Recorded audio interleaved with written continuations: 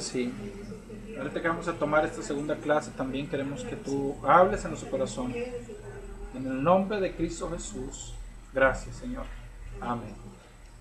Bueno, hoy vamos a ver los evangelios. Hemos estado hablando de lo que es los 4 evangelios.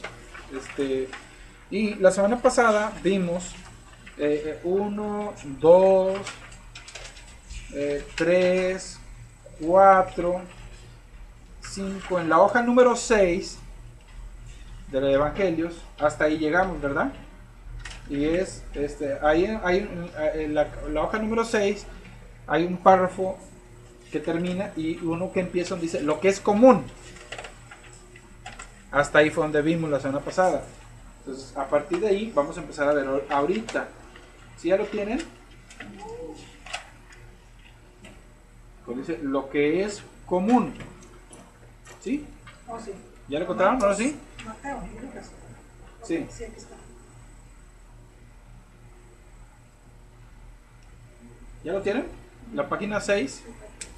O sea, no están numeradas, pero es en la hoja número 6. ¿Ya lo encontraron? Sí, amén. Bueno, hasta ahí nos quedamos. Esto casi lo estamos leyendo, solamente estoy dando de repente algunos puntos para que se entienda un poquito mejor.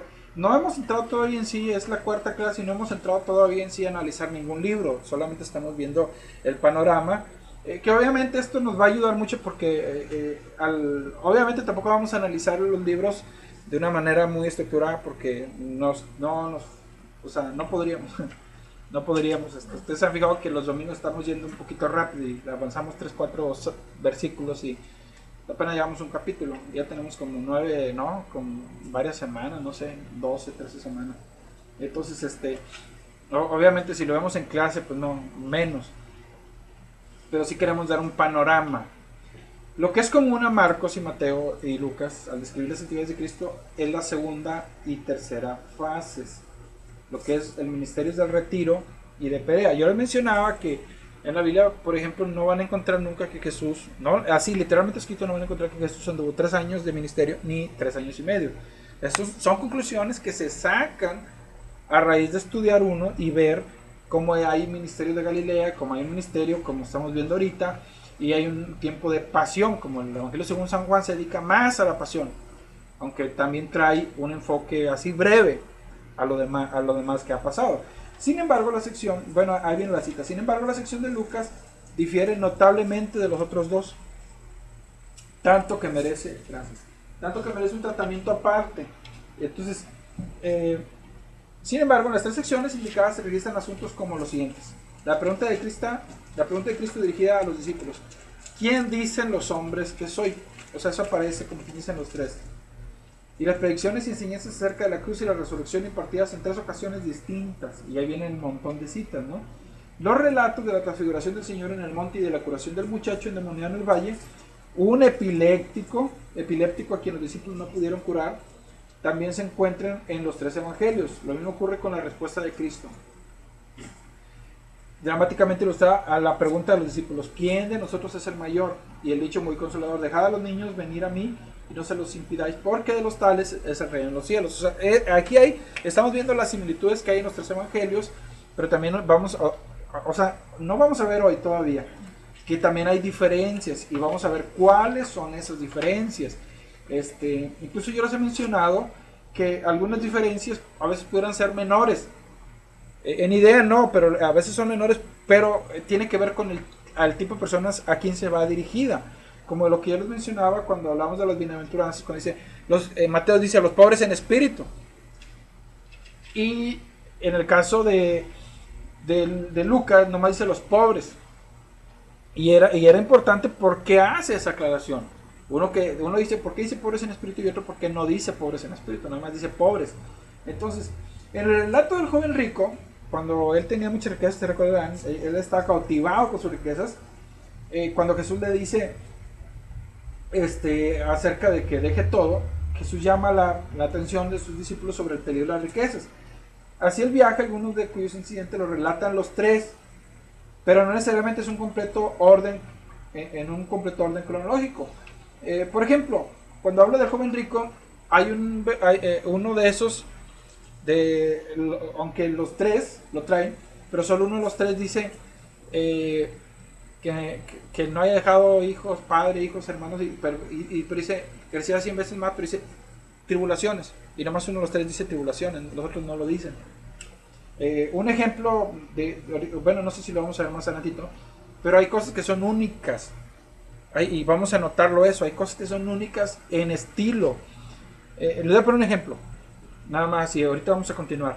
Mateo, ustedes van a encontrar que trae enseñanzas de Jesucristo, pero la mayoría de las enseñanzas que traen ahí son parábolas. La mayoría son parábolas. Lucas trae parábolas, pero tiene una cualidad, que o tiene una característica. La mayoría de las parábolas que aparecen en Lucas tienen que ver más con dinero, economía y cosas así, que con las de Mateo. Y Marcos hace una mezcla de las dos. Aunque muchos creen que Marcos fue el primero que se escribió de los 4 evangelios. Entonces, ok, estamos viendo el número 3, porque miren, el número 3 aquí vamos a ver, viene de otro punto, de un punto que aparece en una de las páginas cuando hablamos de la introducción, su origen, el problema sinóptico. ¿Cuál es el problema de la sinopsis? Ya hablamos de que uno es la semejanza. ¿Cuáles son las semejanzas que tienes de su principio, inauguración, su progreso o continuación y luego su clímax? ¿Sí? Para que capten los que no hayan venido. Los sucesos narrados por todos se hallan en Marcos 11 al 16. O sea, esos tres vienen casi igual, en cierta manera. Marcos 11 al 16, Mateo 21 al 28 y Lucas 19, 24, 53, donde todos nos narran algo de la pasión de Cristo, o sea, todo el tiempo de cómo empieza.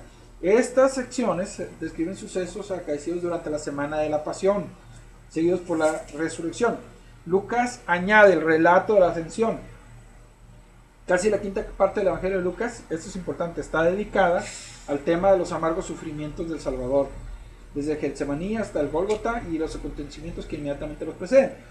En Marcos y Mateo, la proporción es mayor. Ustedes lo van a notar.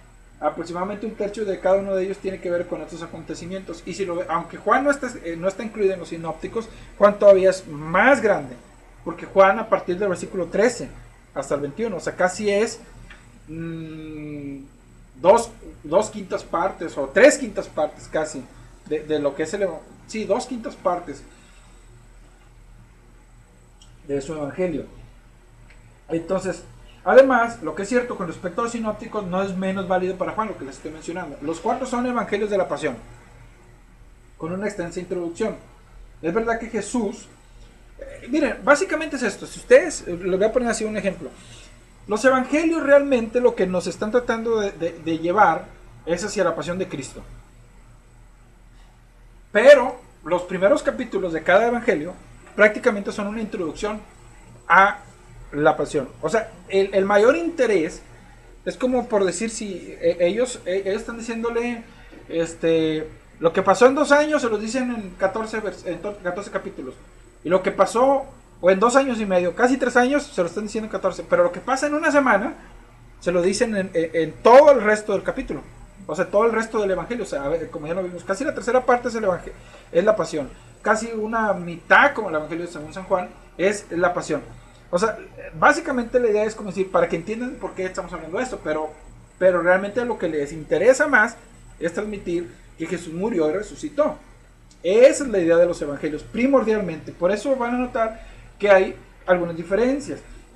Entonces, nunca es demasiado el énfasis sobre el hecho de que aquí no estamos tratando con vidas de Cristo, sino de los evangelios. Entonces, sino con evangelios, libros que contienen las buenas nuevas de salvación para los hombres perdidos en el pecado y la miseria. Por eso ustedes van a notar que el evangelio de según San Marcos, por ejemplo, la frase que aparece al principio es principio del evangelio. Porque el evangelio, ¿qué es? Las buenas nuevas. Entonces, ¿por qué dice Marcos principio? Porque él está diciendo, aquí empieza. No es que esto es lo que... No, aquí empieza. De aquí para adelante, esa es la idea. ¿Dónde empieza? Pues en que Cristo murió y resucitó. Ahí empieza. No es que ese es el evangelio. No, aquí empieza el evangelio. El evangelio aquí empieza con las buenas nuevas de que Cristo murió y resucitó. Por eso el énfasis es muerte y resurrección, la última semana. En la última semana se pasa más tiempo. Ahora, especialmente en estos capítulos finales, que los tres desarrollan un paralelismo sorprendente. Los tres registran estos acontecimientos. ¿Cuáles son los acontecimientos? La entrada triunfal de Jesús en Jerusalén. Las multitudes con sus mentes llenas de anhelos de una gloria terrenal lo reciben. Ustedes han leído la historia. Llegado al templo y notar que su gran atrio exterior ha sido convertido en mercado en una cueva de ladrones, Jesús lo limpia. Eso aparece en los tres. Cuando cuestionan su autoridad, muy adecuadamente pregunta a sus críticos si el bautismo de Juan, ¿se acuerdan de ese? O sea, les pregunta si era divino o era humano. Jesús agrega ahí la parábola, de los labradores malvados. Cuando le dice, miren, aquel hombre tenía una propiedad y envió a uno de sus siervos, lo mataron, envió al otro y lo mataron, envió al otro y lo mataron. Y dijo, voy a enviar a mi hijo. Entonces, pero ahí lo que le está hablando es una parábola interesantísima, ¿no? Porque está hablando de todo lo que estaba pasando en el Antiguo Testamento. O sea, ¿quiénes eran esos siervos? Los profetas. Ellos lo entendieron muy bien. Dijo, o sea, no le está pegando, como dicen, un gancho al hígado, ¿no? Directito. Estaban hablando de eso. Entonces, y al final manda a su hijo a ver si a él lo respetan, pero no, lo matan. Y eso es lo que está pasando ahí. Entonces, eso es interesante porque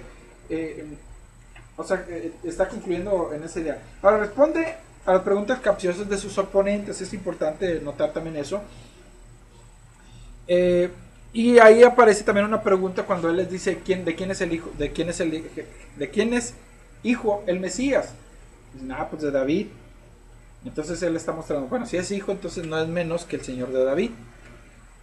Si es hijo, pero también es su Señor, ¿cómo está el asunto? Ustedes recordarán el problema en que los mete a ellos. El problema no es en la palabra, el problema en que ellos tenían la concepción de la palabra. En un discurso público, en breve, en Marcos y Lucas, pero de gran extensión en Mateo, ¿cuál es ese discurso?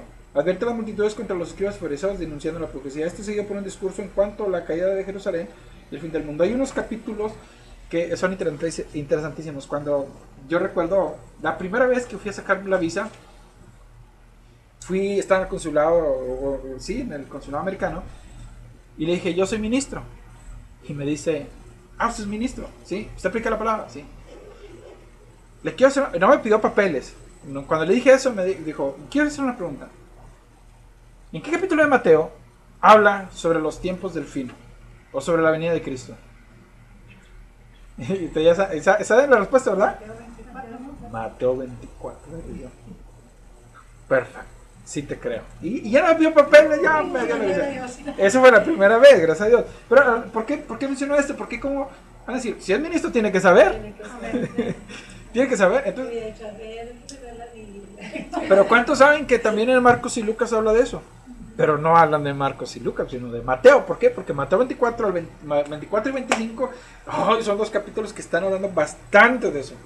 Entonces, es lo que estamos hablando ahorita, que los tres hablan de eso, pero la excepción en el sentido de la cantidad o lo largo lo hace Mateo, porque lo hace larguísimo. O sea, son dos capítulos muy interesantes. Obviamente, más reconocido en Mateo 24, ¿sí? Entonces, los dirigentes planean su muerte. Por una suma de dinero, Judas accede a entregarlo en las manos de ellos.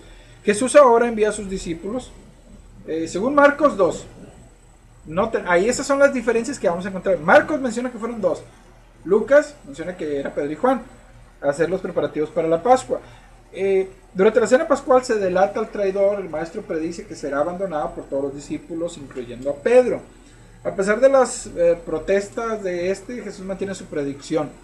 Eso sucede la institución de la Cena del Señor, seguidas por la agonía de Jesús en Getsemaní, cuando Judas entrega con un beso a Jesús. Permite ser apresado, lo conducen a la casa del sumo sacerdote, donde lo maltratan, se burla de él. Sigue la historia de las tres negaciones de Pedro.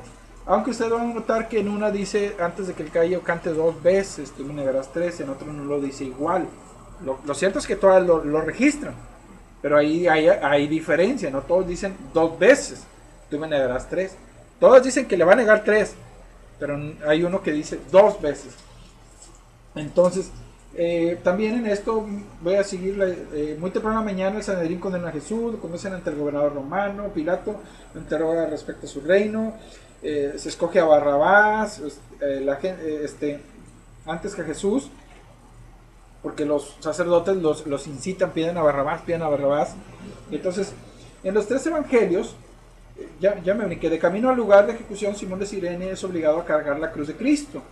En los tres evangelios se dice algo sobre la inscripción sobre la cruz, las burlas que Cristo soportó y las 3 horas de tinieblas. Pero van a notar que también en los tres evangelios, aunque los tres hablan de lo que se puso en las insignias en la de Jesús, van a notar que los tres no son iguales.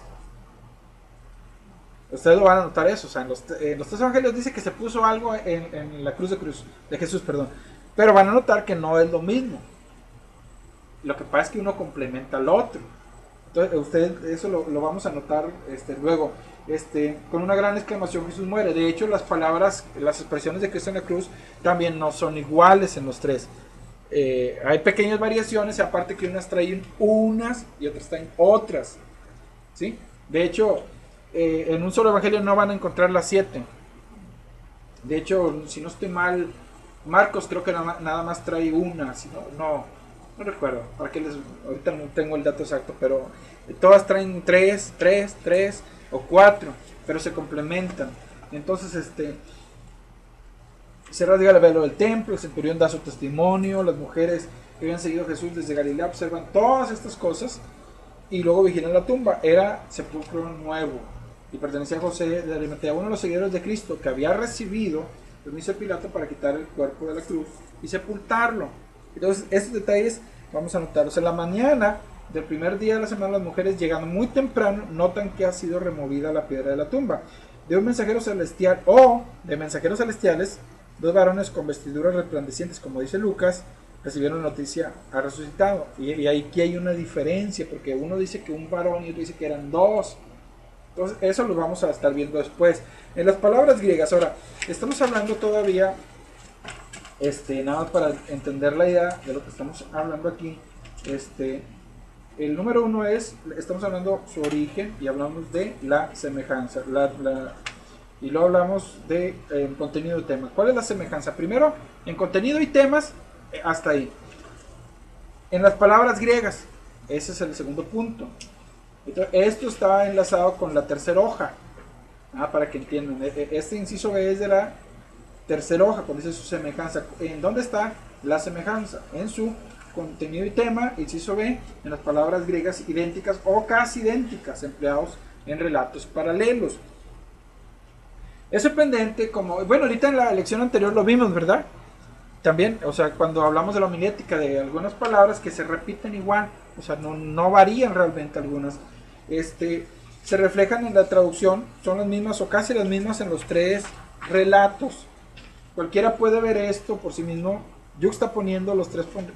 Soy interesante esa palabra, yuxtaponiendo. O sea, poniéndolas ahí una con la otra. Los 3 lugares en que se relata la limpieza del leproso. Marcos 1:40, bueno, ahí están las citas. Son los pasajes paralelos en que Jesús defiende a sus discípulos por el hecho de festejar. Ahí se fue un P20, era una página 20, pero como aquí no son por páginas, es en fe. En vez de ayunar, o el triple relato de la alimentación de los 5,000. Fíjense que de hecho algo interesante, ¿no? La alimentación de los 5,000 aparece en los 3 evangelios. Creo que también el evangelio según San Juan, pero no me acuerdo.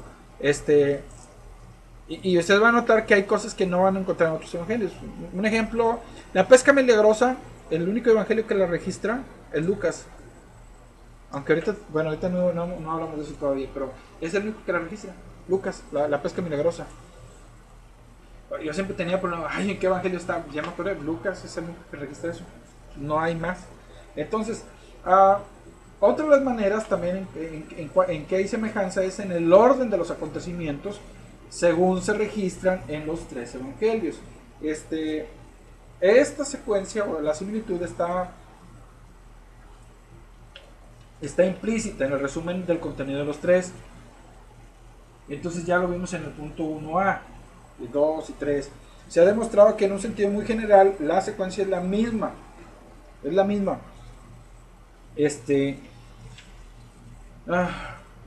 Por ejemplo, es claro para quien, o sea, cuando uno compare el orden de Mateo y Marcos y note con respecto al primero, hay que tomar en cuenta su método temático y los 6 discursos que aparecen.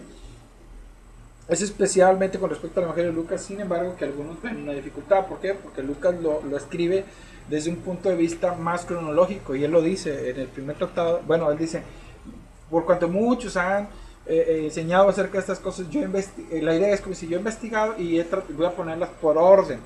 Mientras que Mateo y Marcos, la idea de ellos no es tanto ponerlo por orden, sino poner una estructura a sus enseñanzas. Mateo está poniendo una estructura a la enseñanza de Cristo, y Lucas está poniendo una estructura a la cronología. Ya no es por decir, Mateo lo que hace es decir, todo lo que Jesús ha hablado, esto lo meto aquí. Pero Lucas dice, no, pero es que no lo hablo al mismo tiempo. Y algunas cosas varían un poquito, pero Mateo y Marcos casi son iguales en muchos aspectos.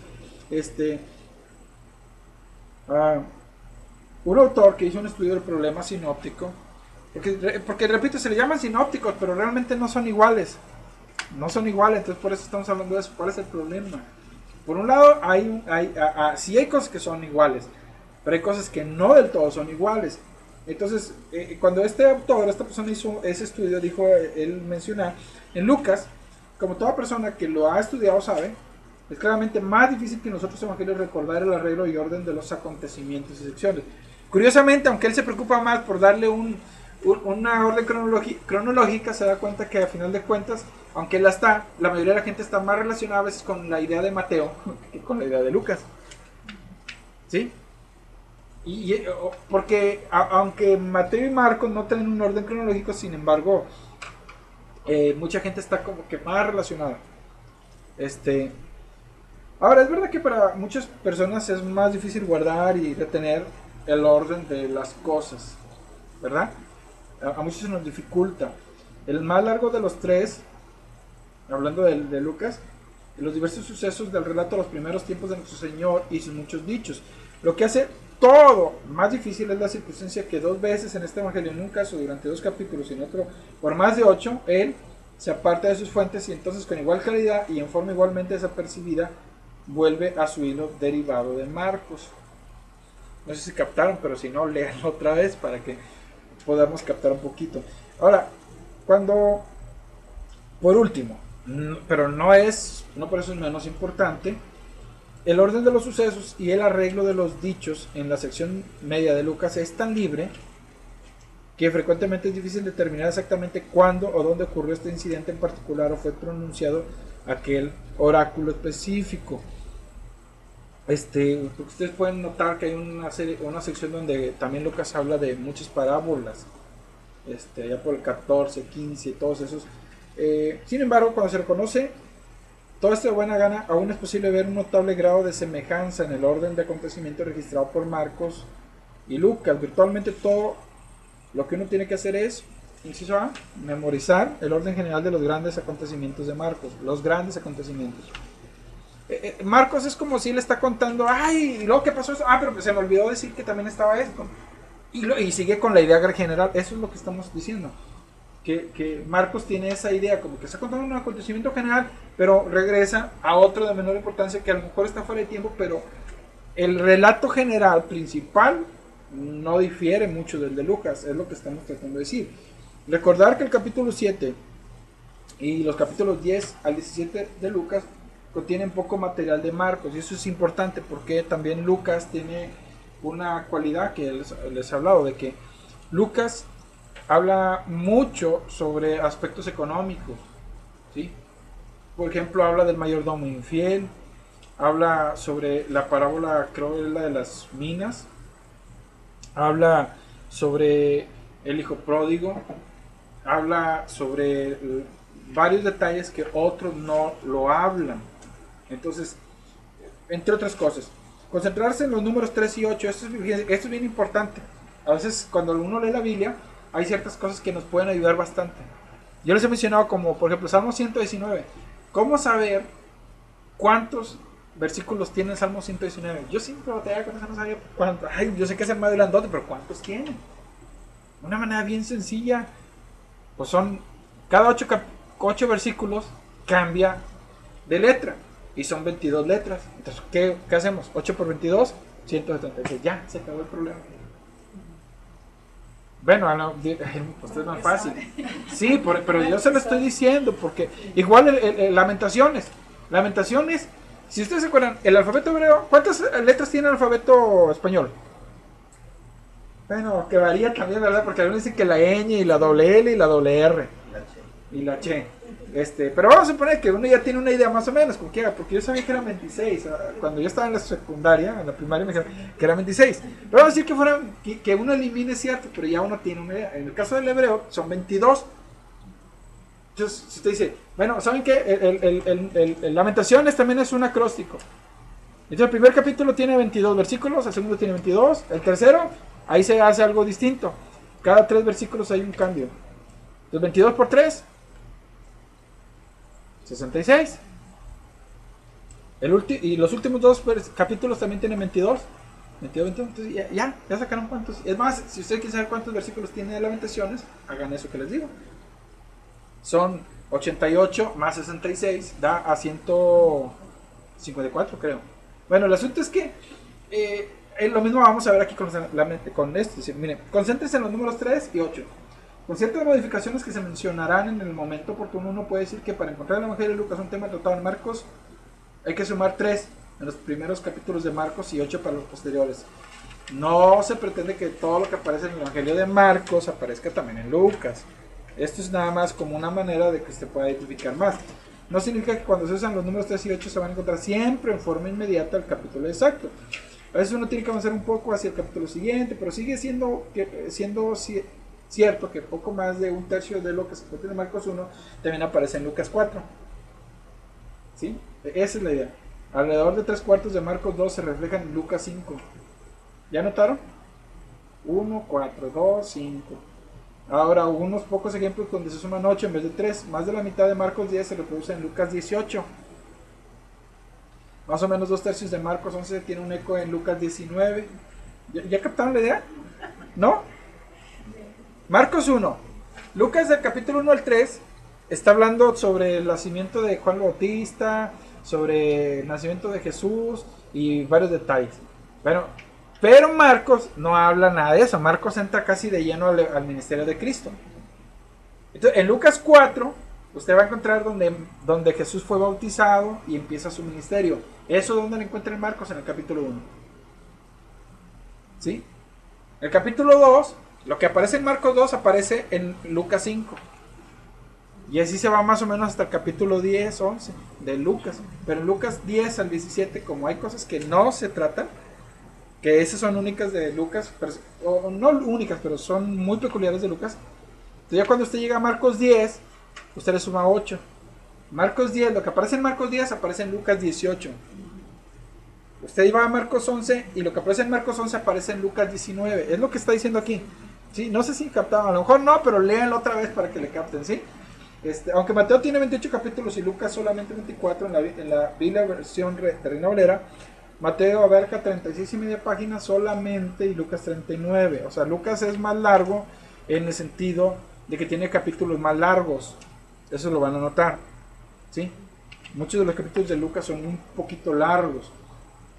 Además, como se observó anteriormente, Mateo tiene 1068 versículos, Lucas 1149, es lo que les estoy mencionando. Ustedes leen, en Lucas hay varios capítulos que sobrepasan 50 versículos.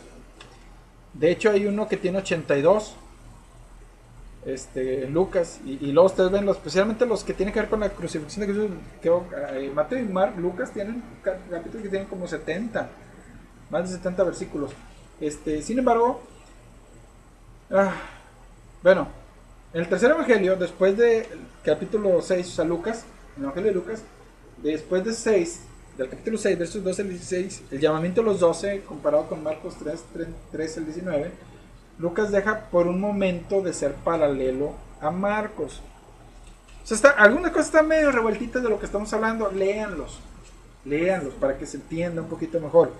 Porque esas cosas les van a ayudar un poquito a comprender mejor la Biblia. Y si no lo comprenden, no se preocupen.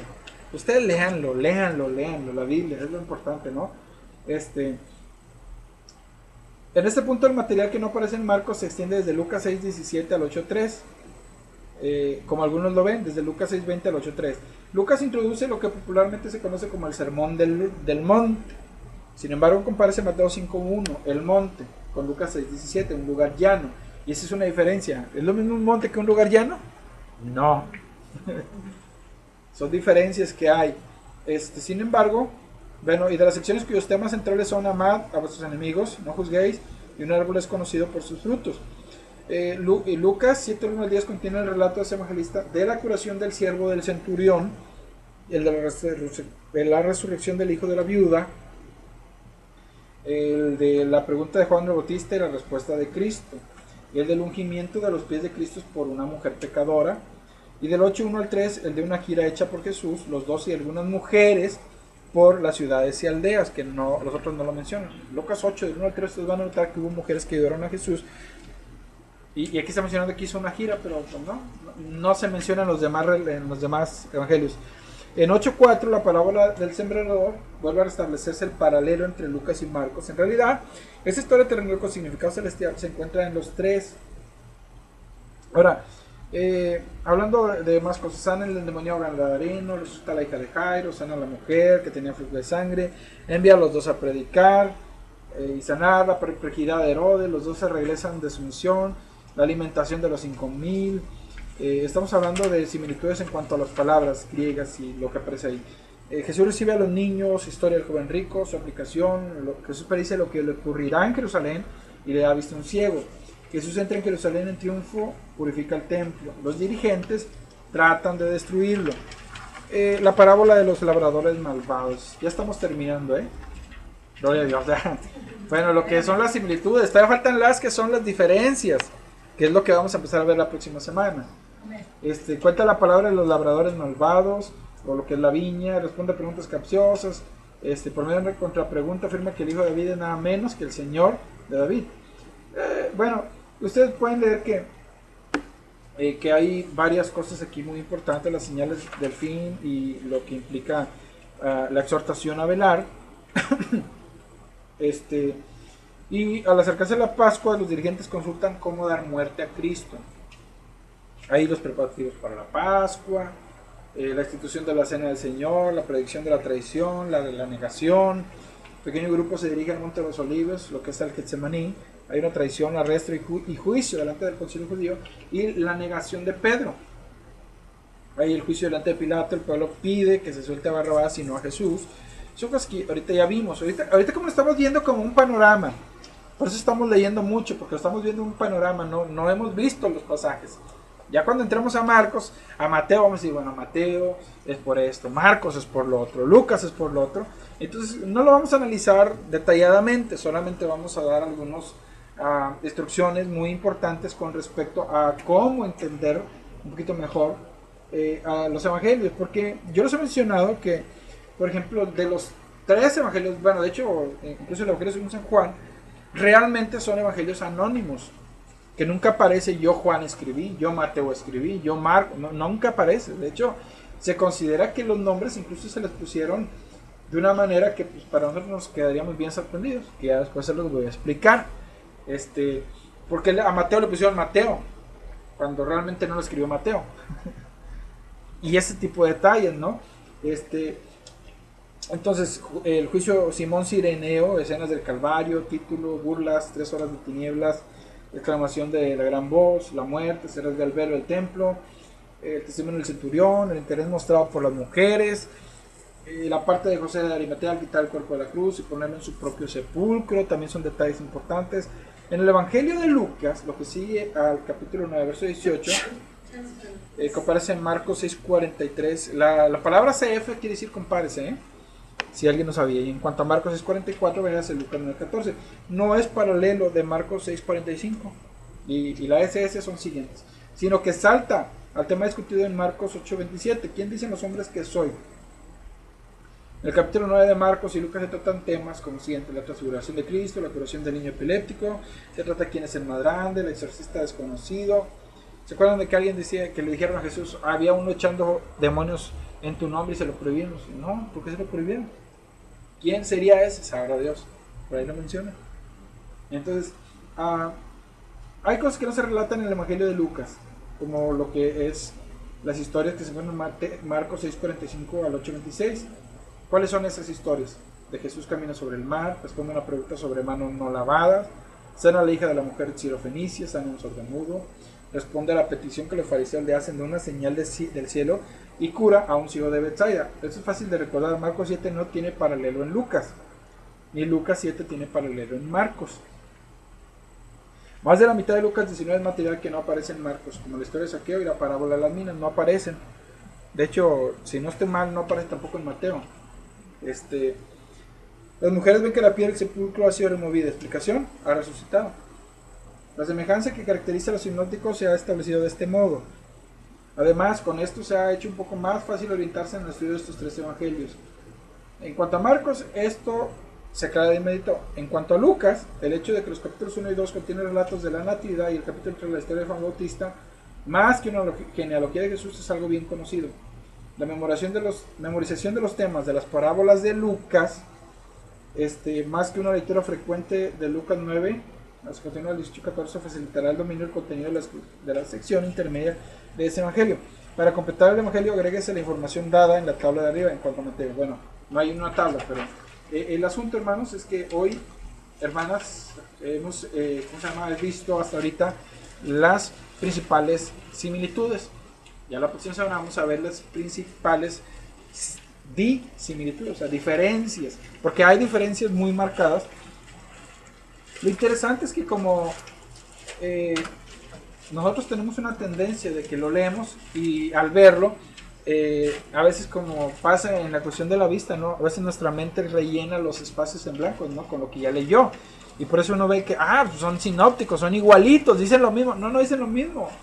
Se va a dar cuenta que no dicen lo mismo. La esencia sí es la misma. Los temas son prácticamente los mismos, pero no en todo son iguales. Entonces, bueno, estamos terminando con tiempo. ¿Alguna pregunta o terminamos? Terminamos entonces.